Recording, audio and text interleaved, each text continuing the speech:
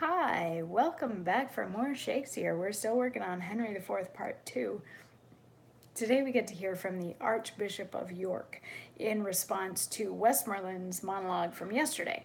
So we're at the point in the play now where the two sides kind of want to go to war, but they first need to figure out what they're actually fighting about. So Westmoreland and his crew, which is the Henry IV crew, sent Westmoreland to the Archbishop of York's crew to say, like, hey, what's your beef?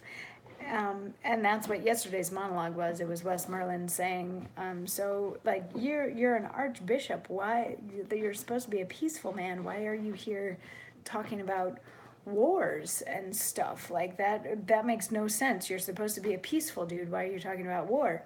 And the Archbishop of York says, wherefore do I this? So the question stands. Briefly, to this end, we are all diseased, and with our surfeiting and wanton hours have brought ourselves into a burning fever, and we must bleed for it. Of which disease, our late King Richard, being infected, died.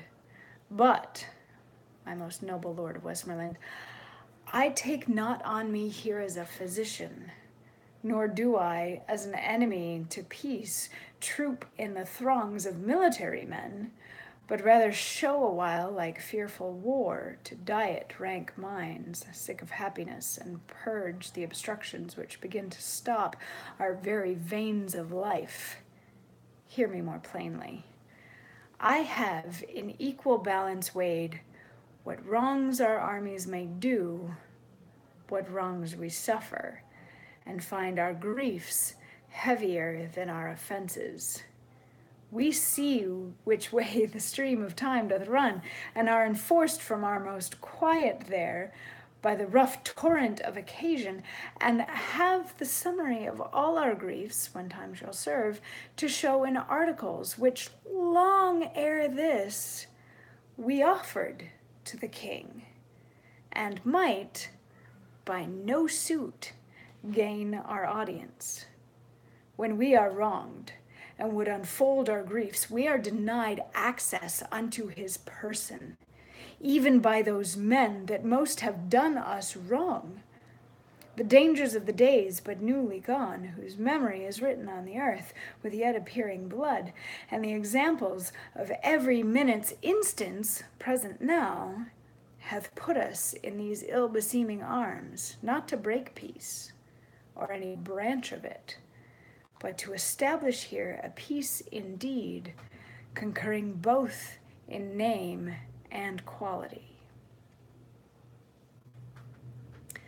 So the Archbishop's beef largely is that the king isn't being very attentive to his people. They've had a lot of problems with him for a very long time, and he's not listening, and they don't get a chance to air any of this stuff, and so he's upset. At which point the response is like, when were you ever denied access to the king? Come on, like give me dates. Did you make an appointment? That kind of a thing. And tomorrow we get to hear from Mowbray, who has a lovely retort to all of this back and forth of, we don't get to talk to the king, he doesn't listen to us, and yes, he totally listens to you, and whatever. So tomorrow we get to hear from Mowbray, who I think it's Mowbray's uncle in this context, was banished at the beginning of Richard the Second, right before Bolingbroke actually became king. So Mowbray probably has some words about Henry IV. And I'll see you tomorrow for those words.